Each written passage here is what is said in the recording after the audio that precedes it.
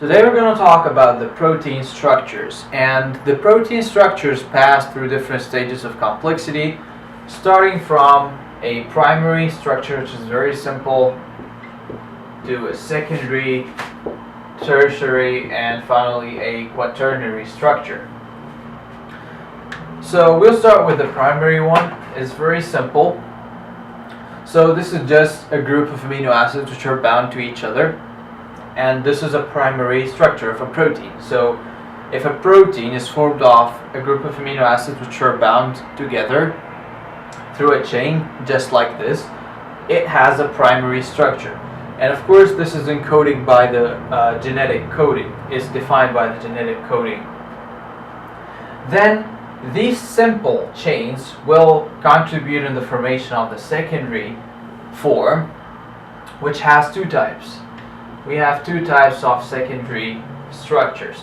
We have something called alpha helices and beta sheet or beta sheets. So what is an alpha helix and what is a beta sheet? An alpha helix is a secondary structure that has the form of a helix, a single-stranded helix like that, or they call it the telephone wire shape because it looks like a telephone wire. And this is the alpha helix. It's as simple as that. And we have the beta sheets. On the contrary, the beta sheets are more of a zigzag shape, so they look like this. For example, we have a beta sheet, it will look something like this, and then it like kind of loops and starts the other pattern like that. So it has a zigzag pattern. On the other hand, the alpha helix is a helix shaped formation.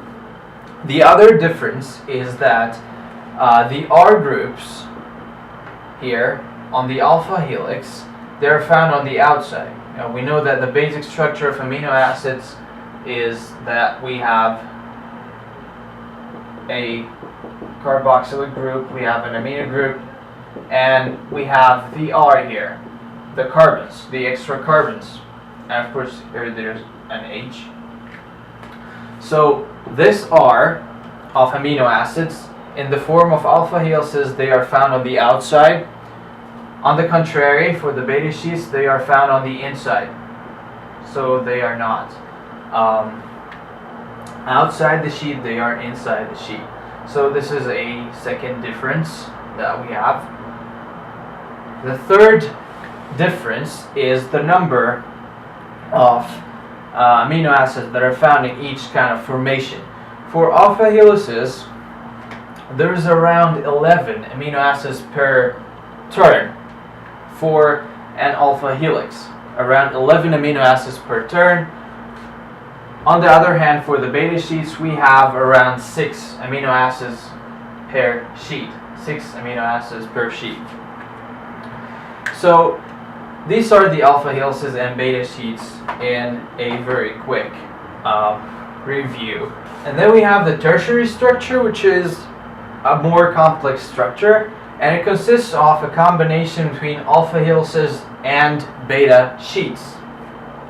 So some bonds happen to be found between both of these formations, and they form the tertiary structures.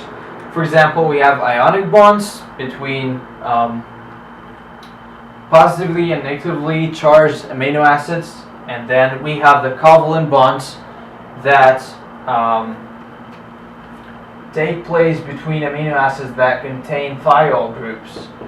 For example, we have cysteine and methionine. The hydrogens are removed and a bond is formed between the two sulfur atoms. This is called a sulfur bridge, and it's a covalent bond.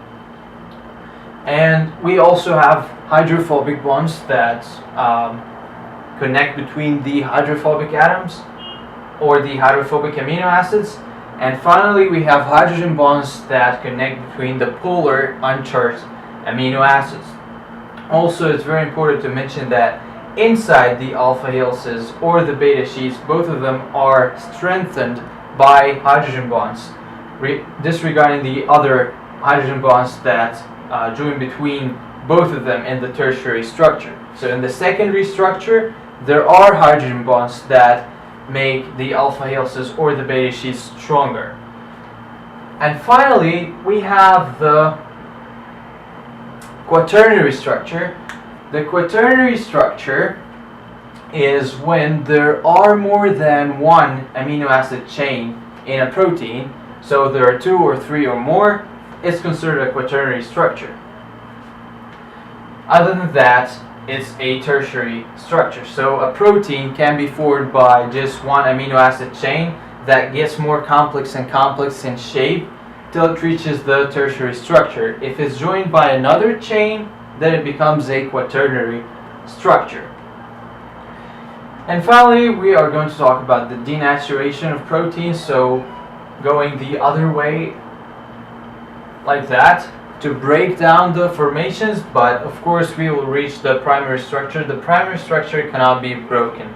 So for this denaturation, there are different methods like using heat, using ultraviolet rays, infrared rays, or using heavy metals like zinc sulfate, for example, to break down the tertiary structures. We have detergents that break down the hydrophobic bonds, and so on.